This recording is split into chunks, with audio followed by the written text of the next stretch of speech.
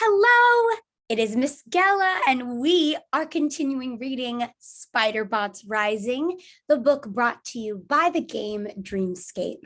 This is chapter 14, Into the Canyon. The Dream Seeker and the others pushed back from the edge of the canyon. "This is as close to it as I've ever been," said Nigel. "I've never gone any further than this." "I can see why not," Chuck said. "It's not exactly an inviting sight." "They are all here," Abby said.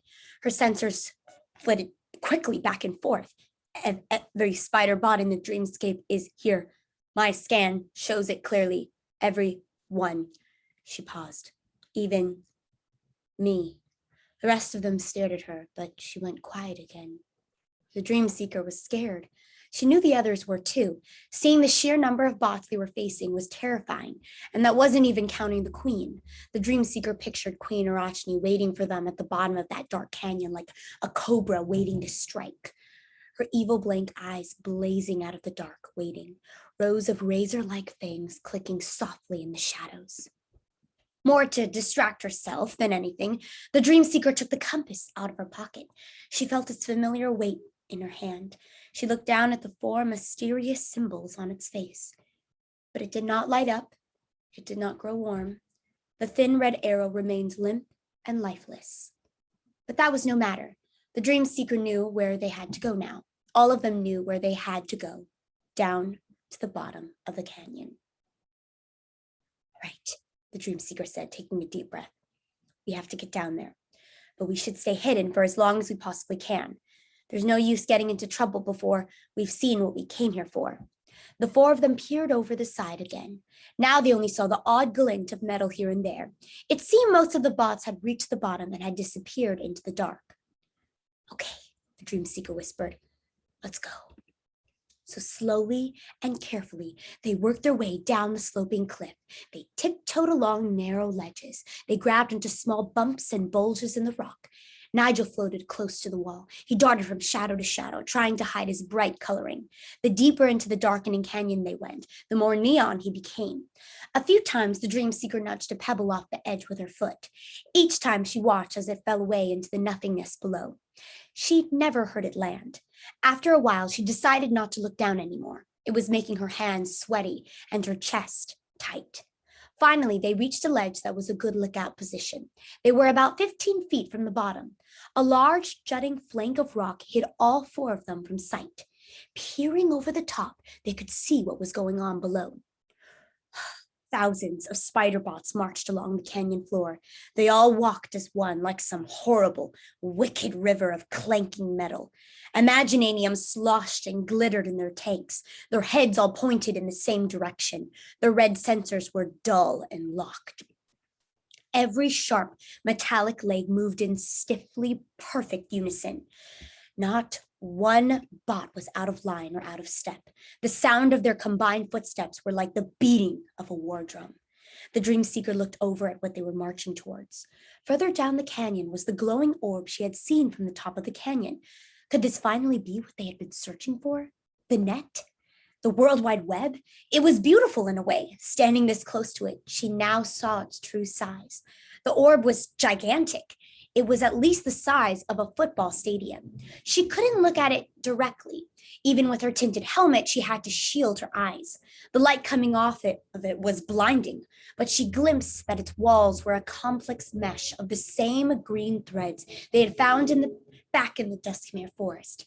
Together, they seemed now to glow even brighter. On the edges of the orb, where it was least bright, she could see the numbers and letters flowing through the threads at a dizzying pace. The dream seeker could see that the letters were ordering themselves into actual words, words that flashed out across the face of the orb again and again.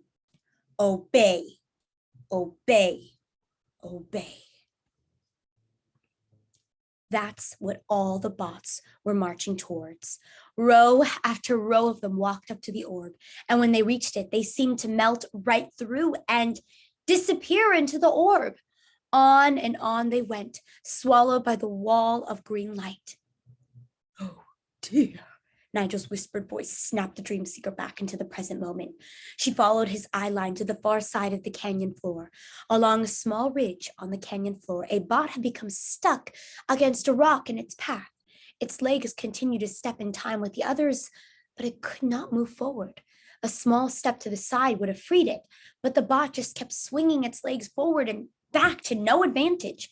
Its eyes stared blankly at a fixed point in the orb. After a moment, another bot got stuck behind the first one. Their swinging legs became briefly tangled as they rammed against each other. Then the second bot simply climbed up and over the first without breaking step. As they watched, more bots began to pile up behind the first. They all followed suit, climbing over the first bot to continue their steady march. As this went on, the first bot was wedged tighter and tighter against the rock. In less than a minute, 2 of its legs broke off as it was trampled by its fellow bots. Its remaining legs kept swinging back and forth feebly. As its crushed body sank beneath the stomping masses, the dream seeker had to look away. "They're brainwashed," the dream seeker said gravely. "Completely," Abby said. Her eyes were glowing fiercely red, but her voice remained flat and robotic as ever. "Which I hope will make it easier for me to walk among them." Oh my goodness. And that is the end of our chapter. I feel like I need some music, like a dun, dun, dun, because wow, what does this mean? Is Abby brainwashed? If she is, what will the dream seeker and her team do? How do you feel about this scene that we are witnessing? I mean, as I am reading, there are so many pictures that I'm imagining in my mind. And I have a little challenge for you.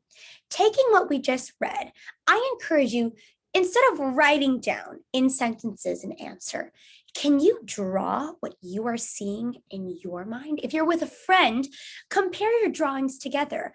I feel like we all have such beautiful imaginations, and we're all probably picturing very different things. And with your friend, or if you're alone and you're drawing this out, try to think of some predictions. What do you think is going to happen next? I am so excited to continue reading with you. I hope you're enjoying this book as much as I am, and I will see you all next time.